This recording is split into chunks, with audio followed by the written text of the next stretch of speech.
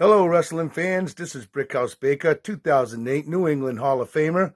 I need you people to do me a favor. I need you to go to Chop's Video and subscribe to his YouTube channel. Again, that's Chop's Videos. Go check this out because this guy's got some really good stuff from back in the day. Peace out. I am the Underground King, SWB, New England Hall of Famer, Test of Strength founder and head coach. Looking for classic wrestling videos featuring New England Hall of Famers and legends? Check out Chop's Videos on YouTube. When I was saying, like, when I grew up, I was looking at the magazines. I was fascinated with the Sheik, Abdullah the Butcher. And we're talking about the original Sheik, And around 1996, I started feeling stale.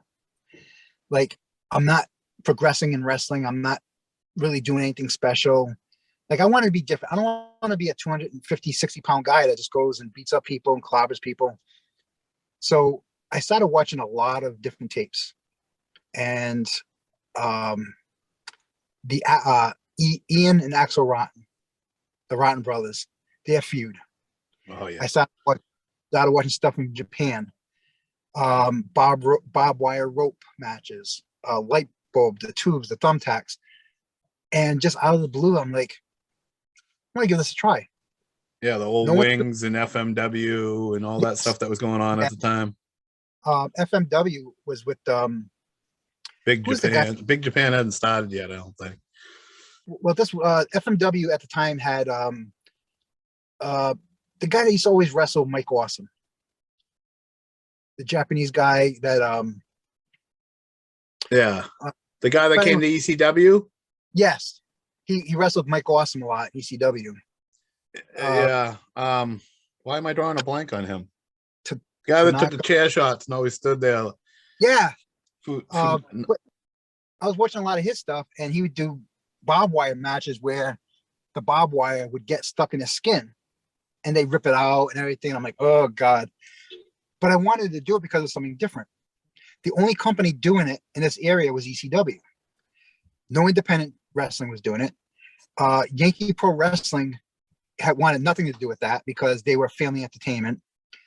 So ever since I got yelled at when I first bled in my match in '93, I was like scared of, trying to do it. So one night I go to Jose's house and I says, hey, you want to do a barbed wire match? Do some hardcore stuff, see how it works. And Jose's all up for it. And Claudia's like, you do hardcore, you're going to find your belongings out in the street corner. He was like, I'll divorce you. Tanaka is who it was. Tanaka, yes.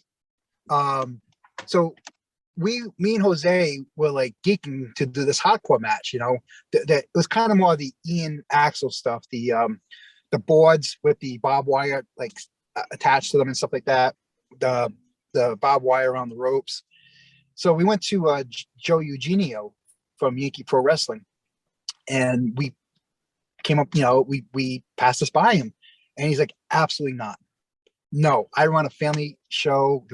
I don't want any of this violence, this garbage in my shows. And he shot it right down. I'm like, okay, that's cool. So me and Jose go to do a show about a week later in New Bedford, and Joe comes up to us. He says, hey, you guys still interested in doing this barbed wire match? I'm like, hell yeah. And he kind of said, all right, I'll let you have this match, because me and Jose were working each other, and the matches are getting a little bit more. It was more wrestling, and then it got involved a little bit more, and then it came to a point where we did a match where Jose was, we were using. It wasn't like a no disqualification match, but it was like a street fight type of match. And you always say, like, oh, he's hit him with everything but the kitchen sink. Well, here comes Jose with the damn kitchen sink, and he hits me with the kitchen sink. And he grabbed a cheese grater, and he takes the cheese grater and he's rubbing it on top of my head, right? And he's working it. And all of a sudden, Jose went to like move the cheese grater on my head, and it actually took a big chunk of my scalp off. Oh, and I just poured blood. So it made sense. And Joe's smelling money. He goes, it makes sense to put these two guys in a, barbed wire, no rope barbed wire match, this whole 9 yards. That's right. And at the time, Teddy Goods used to be one of the regular fans that would always come to our matches, and he would always write a report about the match. So as me and Jose are trying to put this barbed wire, no rope barbed wire match together, we're trying to think, what can we do that would make Teddy go nuts, So the day of the show, Joe's like, let me see how, now we were going to be the main event. And so before the show, Joe says, let me see how this is going to look, So he had some people put the barbed wire rope around the rope and everything and stuff. And when they were done, Joe looked at it and said, I want to put you guys on first. And I took it as not an insult, but like, he didn't believe in the match, because he's like, just by saying, I'm going to take you from main event to the first match, I took it like, oh, like a demotion. But in hindsight, Joe saw the setup, and he envisioned the fans coming in and seeing this, going, excuse my language, but saying, oh shit, what's going to happen, So me and Jose, we went out, we did this match, and he beat me. And I remember at the end of the match, I'm sorry, I got to back up one day. So the night before the match, I go to his house, and we're sitting down watching Born to be Wired, ECW, Terry Funk and Sabu. And have you seen this? Oh yeah. So you know how it ends. Terry Funk and Sabu are wrapped up in barbed wire. They go to the table. They can't get out of the barbed wire. It's in Sabu's hair. They get in the ring. And at the end of the match, they got to cut the guys out of the barbed wire, and it's like in Sabu's leg and Sabu's arm. It's all grabbing his skin. Well, Chicken, that was a referee that everybody used to call him Chicken. And he was in a car accident, and wheelchair bound and stuff. Really, really nice kid. But he was our referee that night, and he was trying to get Jose out of the barbed wire. He's trying to carefully get Jose untangled and everything. And as he's doing that, he's ripping barbed wire into my skin, ripping my leg. But that was the first time that anywhere, Joe Eugenio did run cage matches, which is probably the most of the hardcore that he'd done. And but once he saw me and Jose do this and the reaction of the fans, he brought us back to the PAL Hall show to do it in Fall River. And then right after that, he booked us to do a hardcore match with the barbed wire and everything in North Adams, Massachusetts. And after that match, I took it upon myself again to do something without asking the promoter or the booker or anybody in charge, to get on the mic and say something. And it was all in the heat of the moment. And it was 97-ish. And this is when Stone Cold was over, and the whole give me a hell yeah. So I get the mic and I give Jose props and stuff, and I get the whole, the crowd and the hey, you all having a good time tonight? Hell yeah, give me a hell yeah. And I said, if you're having a real good time tonight, give me a hell fucking yeah. And the crowd chants, and my mic goes dead. So I go back to the rest of the room, and here's Joe Eugenio screaming at me. And you swear, it was a family show, and it's a sponsored show. And I totally understood that what I did was wrong, what I said was wrong, but I had no bad intentions with it. And at that time, Matt and Kyle Storm were setting up Mayhem Wrestling. So they thought, Joe took it that maybe that they sent me to kind of ruin his show, and it totally wasn't. And I remember at the end of the night, people, again, not paying everything, and I'm like, Joe's not going to pay me. I'm done. So he calls my name, and I go in the back, and he hands me an envelope, and he goes, I'm really disappointed in you. And I says, Joe, I didn't mean anything by that. And he goes, well, unfortunately, I have to let you go. So I got fired from Top Rope for swearing on a microphone, which I don't disagree with his decision. I regretted what I said. I do miss I miss working for Top Rope Yankee at that time, and I wish things could have worked out. I would have worked for Top Rope. Steve Ricard, he's done great with that.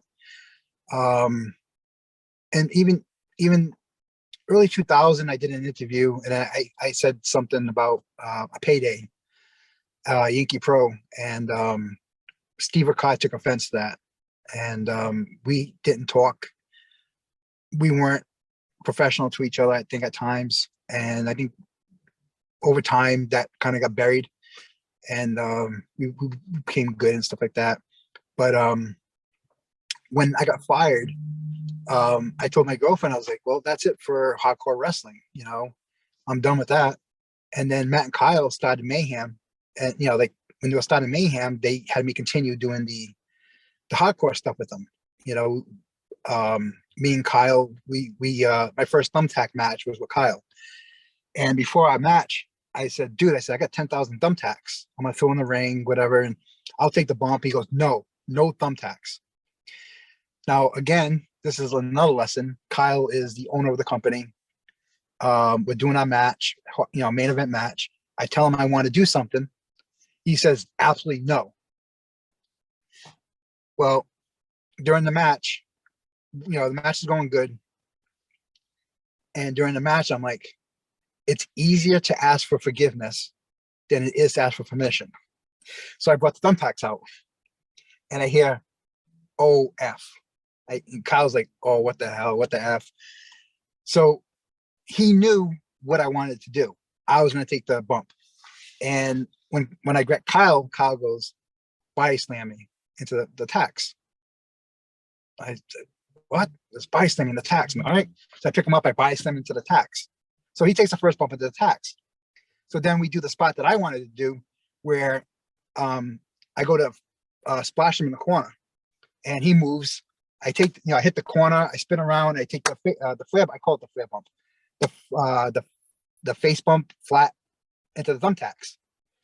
So when I lift my head up, I'm bleeding, and all the thumbtacks are stuck in my head, in my face, my eyes. It's like, I didn't know how dangerous that was. It could have been bad, but it looked great. You didn't realize how dangerous thumbtacks in your eyes could be? Well, I thought turning my head, I would avoid that, but there's a picture somewhere, I think I have on my Facebook. It's like right in my eyelid, and early in the match, I actually split Kyle open legit with a chair, because in the heat of the moment, I didn't hit him correctly with the chair, and actually split him open. So I know I was going to catch heat for that. So kind of the thumbtacks was just like, you know what? I'm going to get fired tonight. Fuck it. So I did the thumbtacks. He tells me to body slam him. I take the face bump. We do the thing, and he put me over for the belt. And we get to the back, and I'm sitting in there, and I got people picking thumbtacks out of my back, out of my head, and he's sitting there, you know, like just we haven't talked to each other yet. He's sitting right next to me, getting thumbtacks taken out of his head and everything like that. And he wouldn't look at me. He wouldn't talk to me. Like, I just looked at him. I'm like, but at least the match was good, you know? And he just looks at me, and he smirks. But so that was my introduction to thumbtacks. And from that, I ran into Bert Santino. Where can you see Mayhem? Because I've never seen Mayhem. I've seen one tape, The Block Party, and it's such bad quality that I can't see it. I haven't been able to see Mayhem ever. I've only heard about it. I've seen that one Block Party where you get put through a window or something, but it's all grainy and jumpy, and it's the only event I've ever seen. That was the Block Party with the thumbtacks. I don't know if we used the video, the window for that one. I'm saying, does anybody own footage of Mayhem? Who would have it? That would Kyle? Kyle, Matt Storm. That was the night. The block party was the first night I was introduced to Pat Piper. When they told me, because I'm a huge Jerry Lawler fan, and so that King of the Ring where they brought in Pat Piper to work with Piper against Jerry Lawler, I was like, oh, this is cool. This kid's awesome. And then Kyle tells me, yeah, we got him coming in for the block party. I'm like, who? He goes, Pat Piper. I'm like, how do you know him? He goes, he's telling me how they met. And like Pat comes in and he's like, oh, this is Dave Padula. I'm like, hey, how you doing? He's like, super nice kid.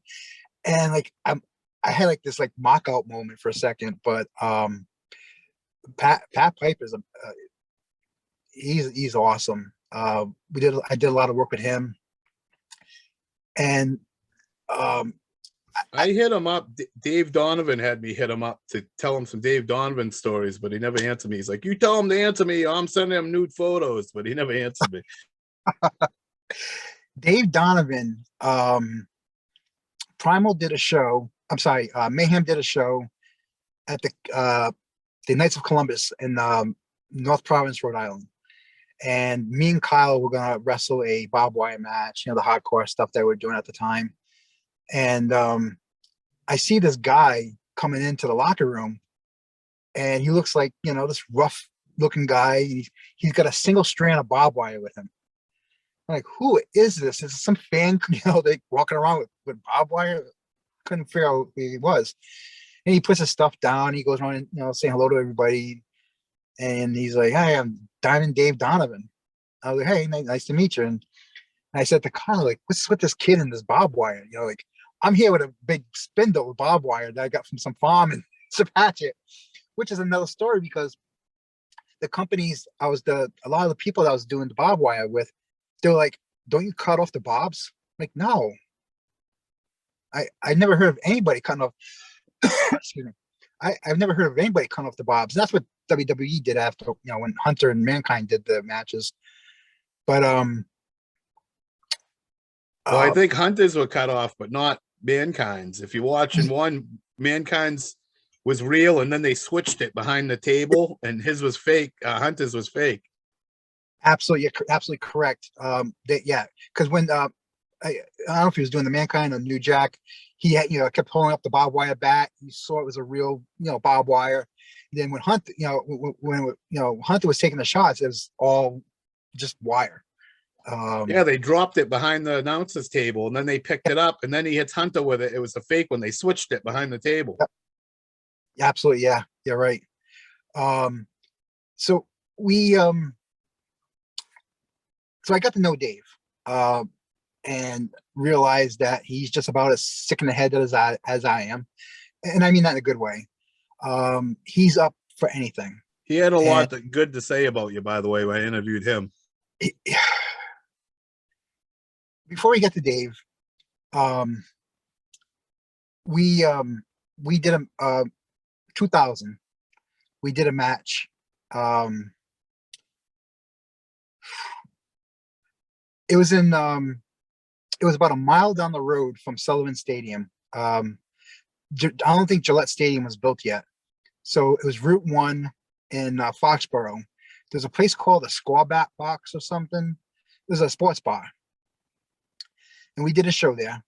And I was wrestling Gino Martino and Anthony Ruffo in a hardcore match.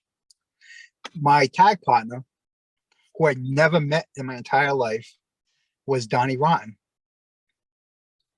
So before Donnie gets there, Kyle, Matt come, talk to me, and I was like, "Oh, does this guy like hardcore?" He goes, "He's never wrestled hardcore before." I was like, "And he wants to do this match?" He goes, "Well, he doesn't know he's doing the match." So Donnie, shows up, and we say hello to each other, and they tell him, "Oh, you're gonna be Dave's partner in a hardcore match against Gino Martino." And Donnie's like, "Okay." I was like, I love this guy already. Just being like, oh, okay, And we Gino Martino and Anthony Ruffo were in the ring, and they introduced us, and we hit the ring, and Anthony automatically hits me with a computer monitor. I go down, and next thing I know, I go down, I go to get up, and there's just blood flowing. And I go to hold my head, and I can feel a hole. I'm like, oh, God. So we fought for a while. Gino Martino used a weed whacker on me. And the fun part of that match is that we didn't know what we were all going to do. Like I knew I had no idea he was going to bring the weed whacker. He had the bed of nails. You know, he had me on the bed of nails while he stood on me and everything. And it was all trust. You got hit with the weed whacker? I did. This was when I was doing I didn't see this anymore. You know, when the guy goes into the ropes or whatever, and he gets tied up in the ropes with his arms. Andre did that a lot. And I never saw it happen a lot. So in this match, I figured, okay, had an opportunity. Whoop, I do it. So I'm caught in the ropes. And I look at Gino, and Gino goes out and he pulls this weed whacker from underneath the ring, and he plugs it in. And that was the funny thing, was he had to plug it in. And he's like, vroom, vroom, vroom. So I guess I'm supposed to sit here and wait for the weed whacker. So he gets in the ring, and he takes the weed whacker, and he shows it to the crowd, because you see the line, right? And I'm like, I'm legitimately saying, no, don't do this. You know? And he gets me right between the legs, and he's, and it was totally safe. You know, I don't want to like expose the magic, but oh, that's fine. But it was safe. It didn't like fuck you up. No, because I'll tell you in a second why. So we had somebody in the audience with a gimmick bottle. I had bought a bunch of Steve Ricard's family owned a theatrics company in Connecticut, and I had bought a lot of the Bear sugar bottles. And we had somebody, I think it might have been Adrian, Matt's wife at the time. Well, still Matt's wife, but they might have been Matt's wife or somebody's wife, because they serve alcohol there. We took the beer bottle, the gimmick bottle, we put the label on it for the beer and everything. And they sat in the crowd and, you know, was drinking. Well, at some point, they must have put it down and picked up a beer bottle that was real. Because when Anthony, I think it was Anthony, went and got the bottle from whoever he's supposed to get it from, and he took it and he smashed it on the side of the head of Donnie Rotten. It was a real bottle, and Donnie's bleeding. And so this is this poor kid's first experience in a hardcore match. He gets, you know, shot on with a real beer bottle. The end of the match, Gino Martino brought out a car window, and he threw me headfirst into it, and then he DDT'd me on it. We go back in the locker room and everything. I got glass. I'm all cut up. It was a mess. And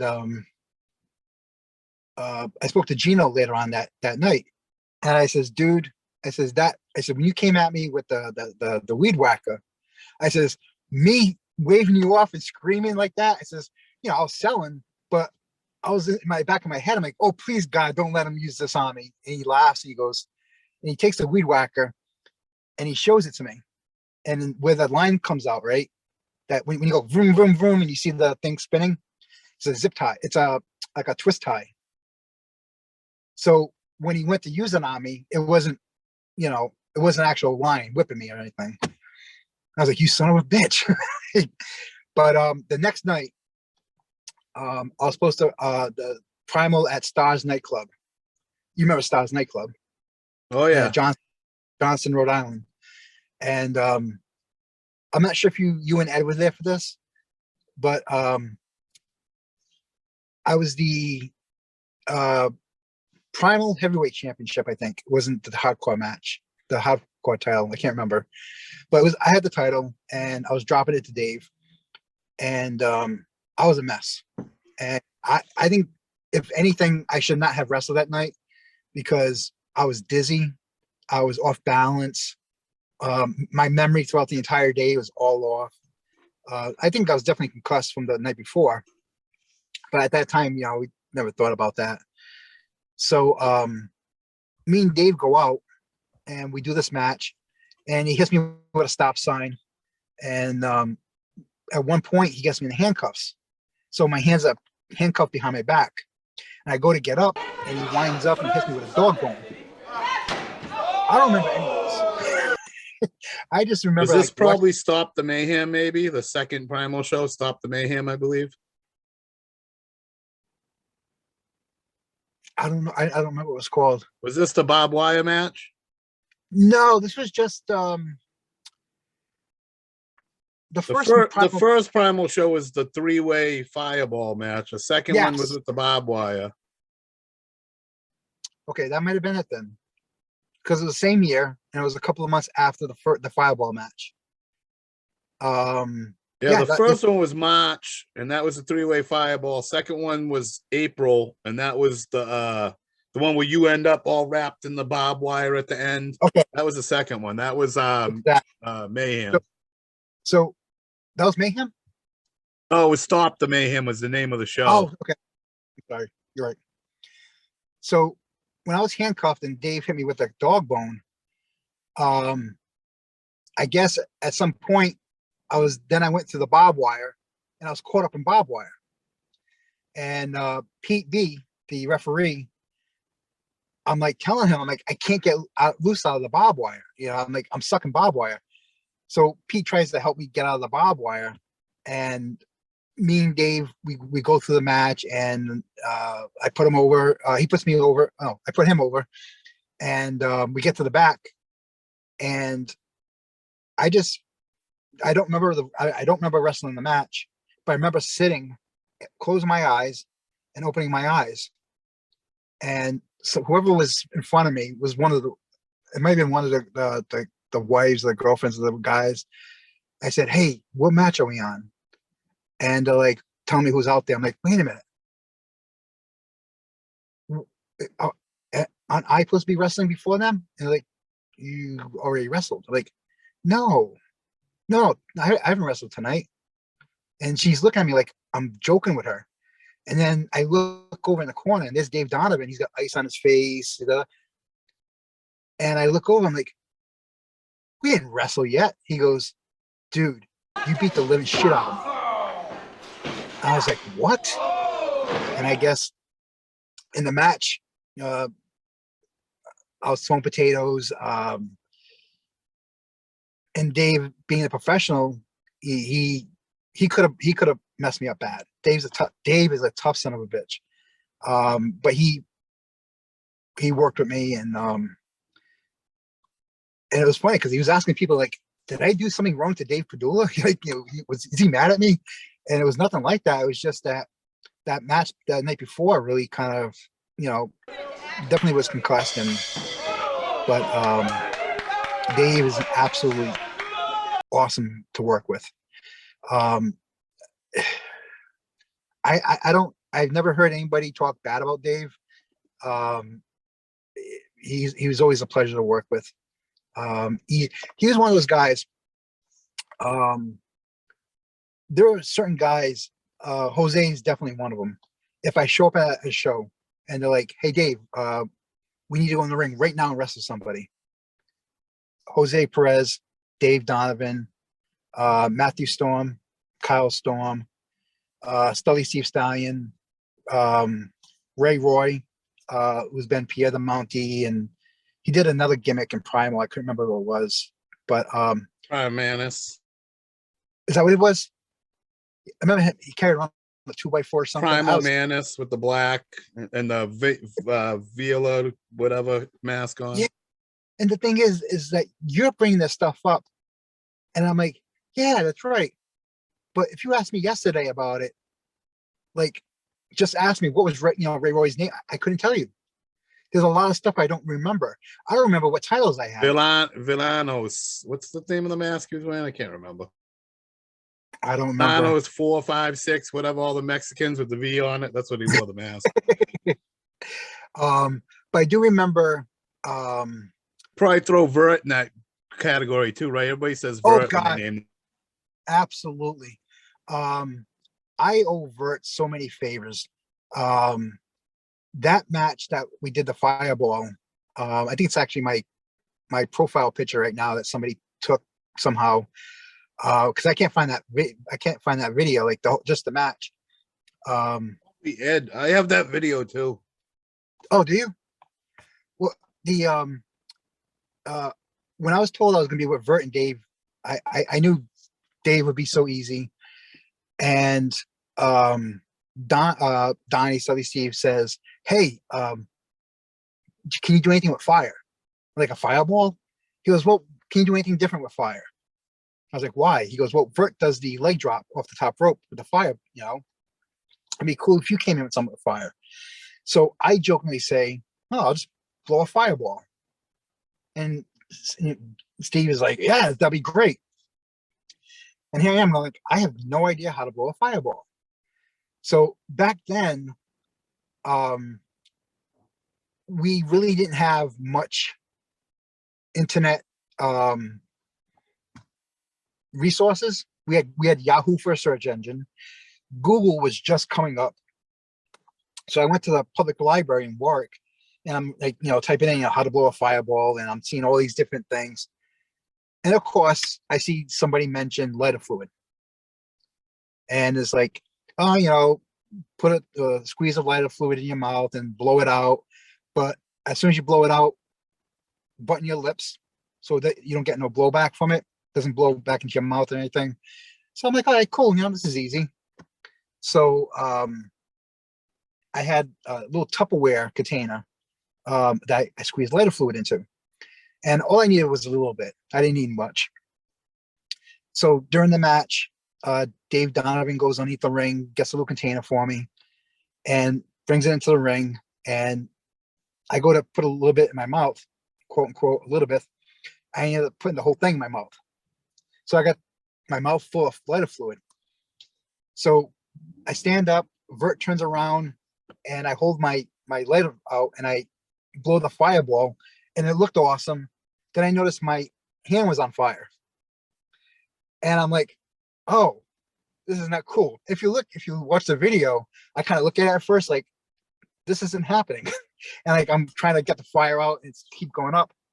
And luckily, thank God, Derek Destiny, he was in the corner of Vertebreaker.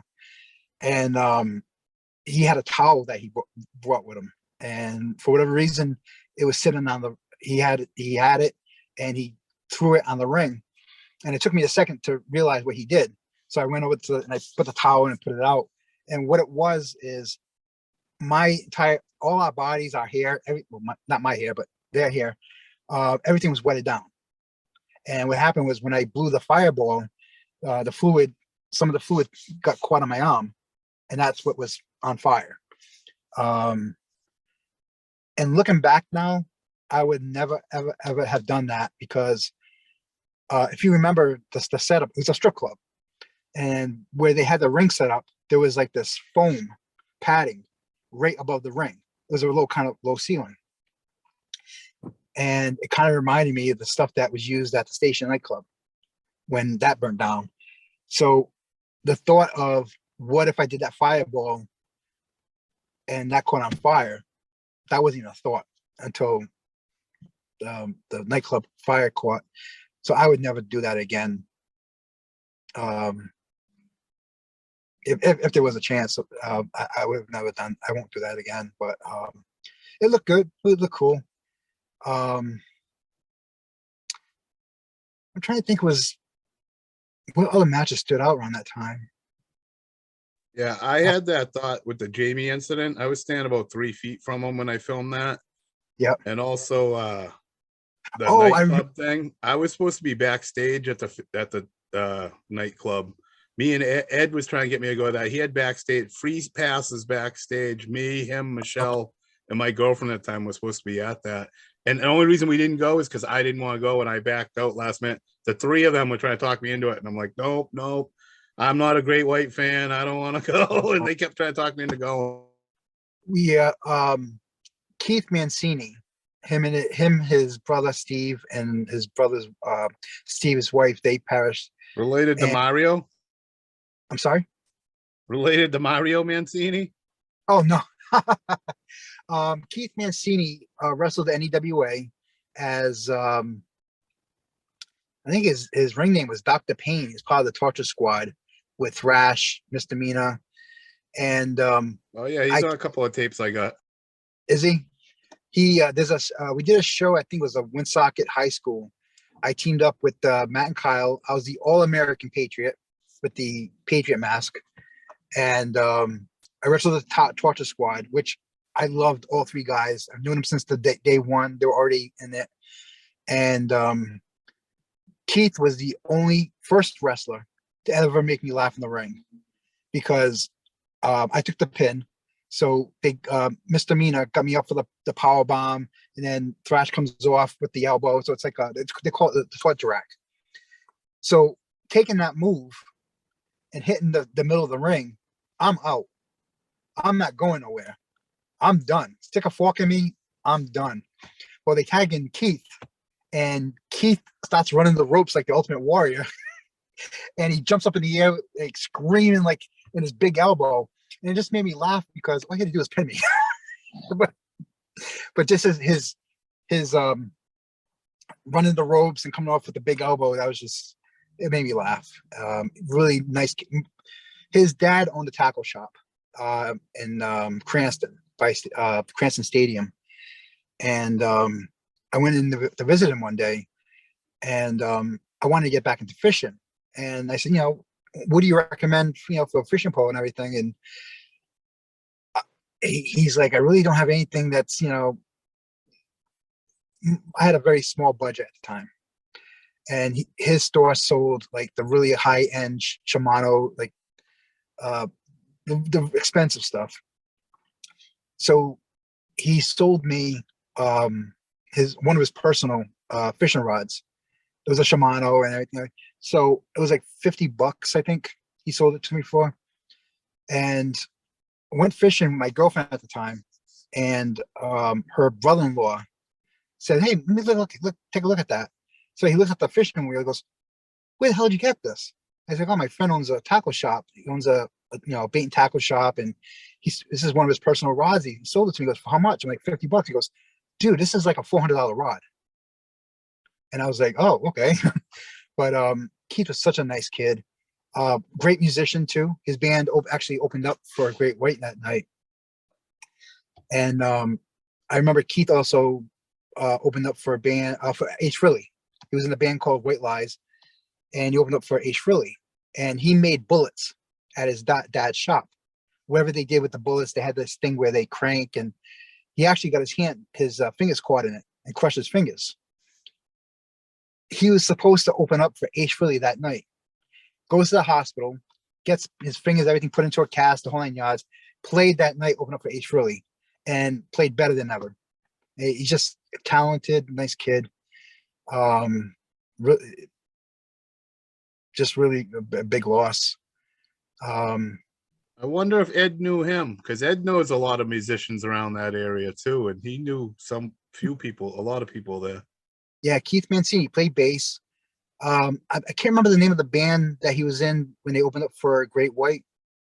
And White Lies sounds really familiar to me. I think I have a demo CD or something from them, possibly. Yep, that was the one of the bands he worked with. I wasn't sure if it was the same band he was in that night, or I'm not sure about that night. Just that name sounds familiar to me. And I have a lot of demo. I used to collect like local demos. Like all the music I use on my page is all local bands.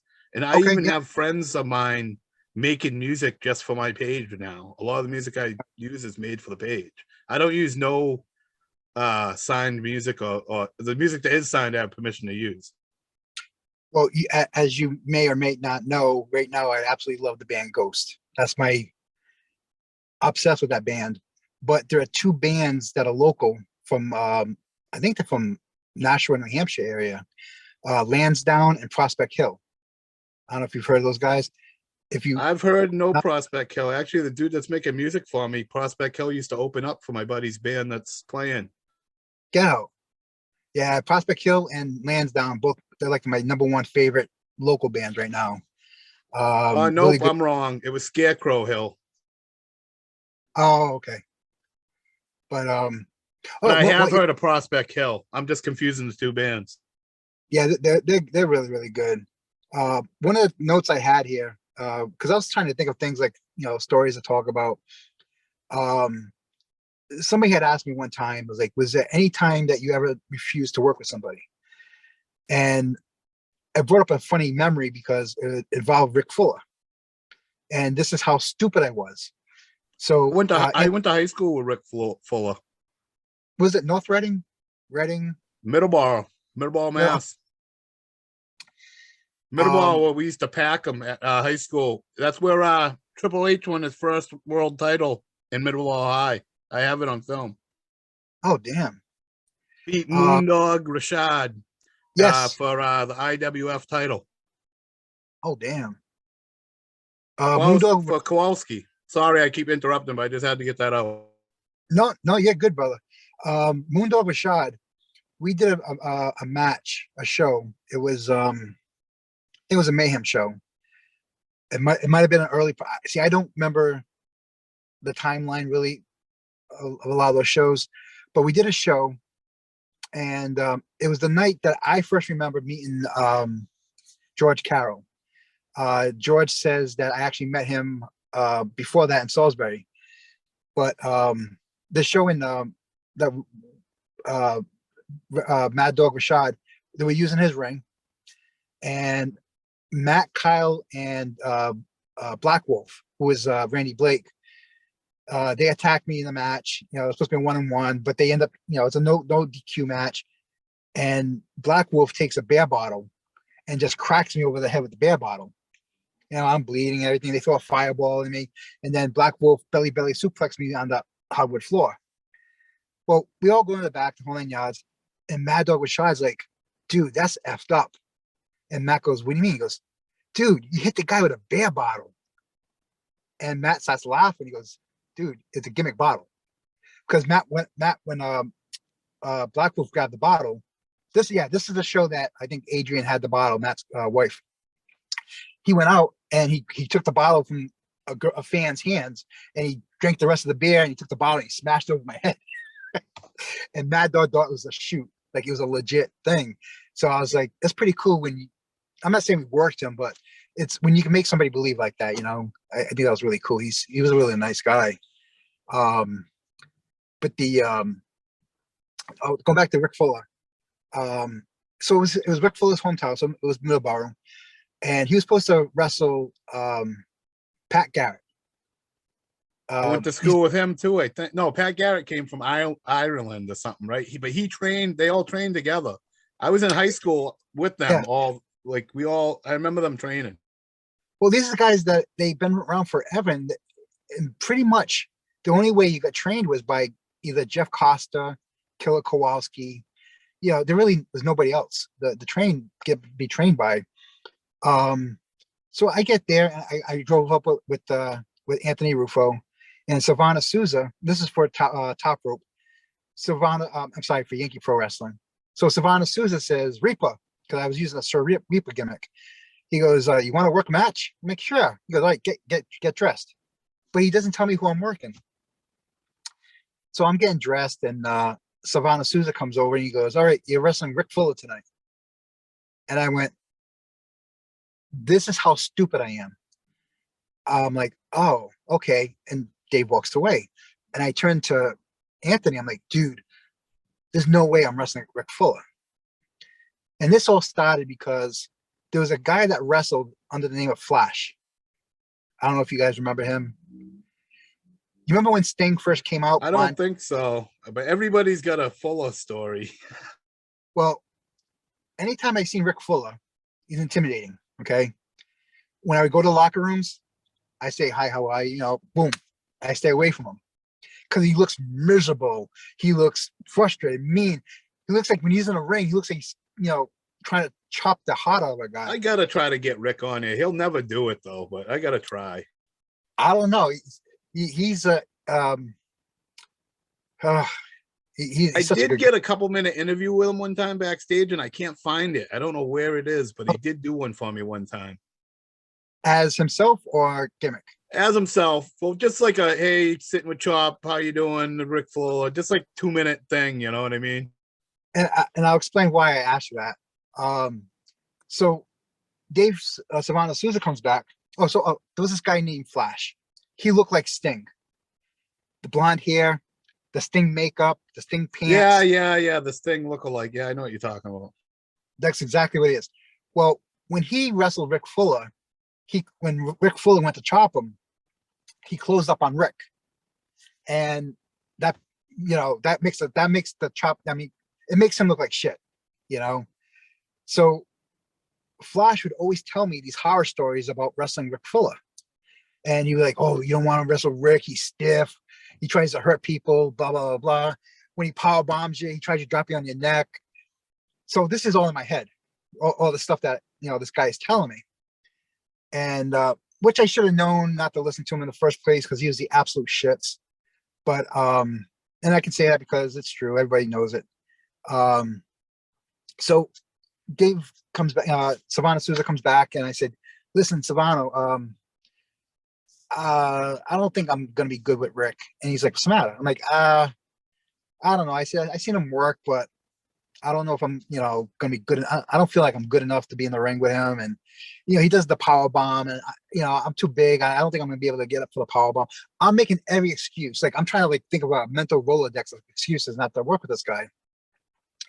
So Savannah goes, "Okay, no problem. Yeah, okay, it's okay," and he walks away. So I'm like, whew, thank God I'm out of that one, right? So I bend down, I go to take my boots off. I'm unlacing my boots now, I can get undressed. The next thing I know, there's this presence upon me, and I look up, and it's Rick. And I'm like, "Hey," and he goes, "You got a problem working with me?" I was like, "No." He goes, "Why don't you want to work with me?" I was like, "Oh, and again, mental Rolodex. You do that power bomb, and I'm just really too big to do the power bomb." He goes, "Come here." I stand up, takes my head, puts it between his legs, gets me like this, and he goes, "All right, here we go." And I do what I have to do. Again, not trying to give away all the magic. And he gets me straight up and puts me back down. He goes, "All right, see you in the ring." And I'm like, "What the hell is that?" So I'm sitting there, right? And I go to Anthony. I'm like, "What do you mean see you in the ring? What are we gonna do?" So Savannah Sousa comes over. He goes, "Reaper, you ready?" I was like, "Sousa, I don't know what to do with this guy, And he goes, "Oh, don't worry about it. Just he'll see you in the ring." I'm like, "Oh, Jesus Christ." So Anthony, it wasn't Anthony. It was somebody else that was there. It might have been Gino Martino or somebody that was there who came over to me and said, "Listen, wrestling Rick is going to be the easiest thing you ever do in your life. If he likes you." And I'm like, "How do I know if he likes me or not?" He goes, "Easy. When he puts you in the corner and he says, 'Open up,' he's going to chop you." I was like, "Okay." And then he's going to give you a chance to sell. And then he's going to set you up in the corner, say, 'Open up,' and he's going to chop you again. Now, after the second chop, if he forearms you or whips you into the corner, he likes you. If he chops you a third time, forget about it. You're done." I was like, "Okay." So we go out there, and I had no idea what to do. Make sure you open up. Okay, two things. Before I go out there, the same person who told me about, make sure, I open up for the chop, he says, "Remember, open up for the chop and tuck your chin." I'm like, "Great. Got that damn power bomb coming." So we go out to the ring and stuff like that, and I don't know what to do with this guy. I don't know what to start. I'm just, nothing was talked about. Nothing, with no ideas, no nothing. Just go out and have fun. That's what Savannah Sousa said. So we get in the ring, and I figure, okay, just go for a lockup, see where we go from there. And it was like a dance. You know how they say wrestling's like a dance? This was a dance, and Fuller was leading. I didn't have to think about nothing. Just listen to him. Listen to the referee. Listen to this. So everything was going good. And we go to the outside. We do some stuff on the outside. Cut him off. He takes over. We get into the ring, and gets me in the corner. And he goes, now he's got the long hair, right? So it's like the Undertaker. He's got the long hair, so he could talk throughout the whole thing. Nobody could see it. So he goes, I've always thought long hair is good for wrestling. It covers up a lot. It always helps a lot. It is. And now everybody's got a shaved head. I'm like, dude. Yeah, talking, punches, strikes, everything. It helps everywhere. And, and so he gets me in the corner. He goes, "All right, kid, open up." So I open up for him. And my thinking at this point is, either this is going to go well, or this is going to go really bad, and I'll just get the shit kicked out of me. But hey, I'll be okay by tomorrow. So I open up for him. He gives me a big chop. Right, I go down like lead. I sell. He picks me back up. He goes, "All right, open up, kid." Gives me a second one. So I go down like I got shot, and he picks me up again, and he goes, "Open up." And he goes up with his hand out like this, like he's gonna chop me. I'm like, "Oh my god, he hates me," but he comes down and he forearms me, right? And he whips me off, and we do this the whole match. So here comes the power bomb, and he sets me up for the power bomb, picks me up. I go, I sit up as best I can for him. I come down, and he goes, "You okay?" I'm like, "Yeah." And he goes, "All right, thank you." And I get rolled out of the ring, the whole 9 yards. I go to the back. I'm selling like a bastard. I go to the backstage, and Savannah Sousa's waiting for me, and he's got a big smile. You know Savannah Sousa? Have you ever met him? He No, passed I away don't last. know him. I know of him, know who he is. I'd never met him. We lost him last year. He had health complications and COVID. But he always has this smile like he's up to no good. So when I come to the curtain, he's got the smile and he goes, "So what do you think, Reaper?" I go up to him. I said, "Dave, any day, I don't care what show it is. If you need me to wrestle Rick Fuller, I'm there." And Rick comes in the back and he says, "Hey, listen, come see me in about 5 minutes." So I was like, "All right." So I go down and get changed and all that. And I go to see Rick, and he goes over the match with me. What was good, what was bad.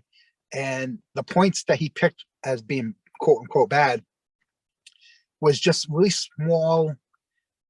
It's small things that a lot of people don't think about. Keep your face up. I had a mask on. I wore a mask at the time. So I always kept my head down because I figured people can't see my facials. And he says, "It doesn't matter. They can see your eyes. So always keep your face up when you're selling. They can see you're in pain." And so I wrestled Rick, I think 4 or 5 times since after that. And then when we went back to Middleborough, his home, Savannah Sousa had me during the national anthem. And this is, I wish we had so much time because the Bushwhackers, they, for being a heel, they're just the little things that they told me to do, how to make eye contact with people. You can tell somebody to go screw themselves. Well, you can say anything. You can just look at somebody a certain way and they get pissed off at you. So Well, we'll definitely continue next day you have time or whenever you want to. I'm all down for this, Dave. okay, yeah, we'll finish up soon. Whatever's good for you. But we're in Hull, Massachusetts, and we're getting ready, and the Bushwhackers were asking me about my gimmick. He's like, "What are you, some chic guy?" And I explained to him. I says, "No," I said, I used to be a Jersey brawler, and then I did this gimmick called Damien King. And I'm introduced as formerly of Hackensack, New Jersey, now representing the Republic of Iraq, Damien King. And he goes, "Oh, you know what you should do tonight?" Because I used to go out waving the Iraqi flag. I had Mr. Biggs as a manager. He goes, "During the national anthem, just walk around the ring waving your flag. Don't say nothing to nobody. Don't yell. Don't give the finger. Just walk around that ring waving your flag proudly." Joey Eugenio is sitting right next to me. And he goes, "If you go out there during the national anthem, you're done." I said, "All right, Joe." And the Bushwhackers are laughing. So Bob Cleese goes out and he goes, "Ladies and gentlemen, please stand for the national anthem." As the national anthem starts, Joey Eugenio just looks at me and goes, "Get your ass out there, Damien." So I put my headpiece. They used to do that down in Puerto Rico, come out during matches and stuff, walk around the ring. I think they did it in Crockett too. Well, Bob Cleese served in the military. He's a very proud American. He's a man's man. No idea this is going to happen. So I get my head stuff on. I get the Iraqi flag. I go out through the curtain, and I just start waving the flag. Bob Cleese had to look like he wanted to murder me. Like, what are you doing? So I'm going through the crowd's booing me and booing and they're throwing things at me. And I was like, oh my God. And I'm not saying a word. I'm just, looking proud and waving the flag. And I just make one round around the ring and I walk to the back. And Joe Eugenio's smiling. He's like, I think we got something. And the bookwhackers is, see that, mate? That's heat. That's good heat right there. And I'm like, they're throwing stuff at me. And the bushwhackers are laughing, right? Like, yeah, that's good. That's good. I was working Big Daddy Kahuna that night. When I went out to the ring for Big Daddy Kahuna match, they introduced, for me, representative of Public Iraq, Damian King. I come to that thing. They're standing up. They're booing me. I didn't have to do nothing. I get in the ring. They're throwing soda cups, napkins. Big Daddy comes in. We do our match. Everything nice and easy. They wanted to kill me. And, Bob Cleese came back and he was just like, what was all that about?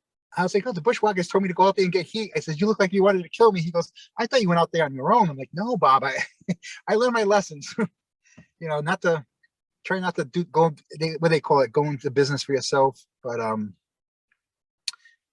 yeah, and I apologize for the lighting. I'm in a dark place. I'm a very undisclosed location here in parts unknown. It's a beautiful day here in parts unknown, and where I live, my cell phone service is really bad, so I had to come out here to come to do the interview, which, like Chop said, like, we've been wanting to do this for a long time, and I'm finally glad to be able to sit and talk. But I could probably lighten it up a bit, Hardcore Dave. Nightmare, the original Beast of New England. I'm here to tell you, follow my boy on Chop Videos. Hit the like button. You can find me on @BullDread on Instagram, or Michelangelo Kalo, aka the original Beast of New England, on Facebook, or @BullDread on Twitter. Woo!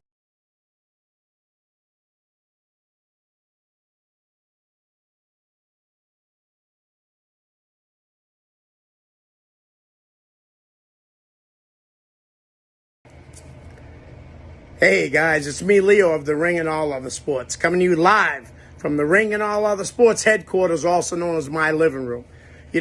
I really love doing my show, The Ring and All Other Sports, where I showcase the top talent in New England independent wrestling, from the wrestlers, managers, promoters, referees, all the way down to the fans. But when I need my fix of in-the-ring action, I go to Chop's Video.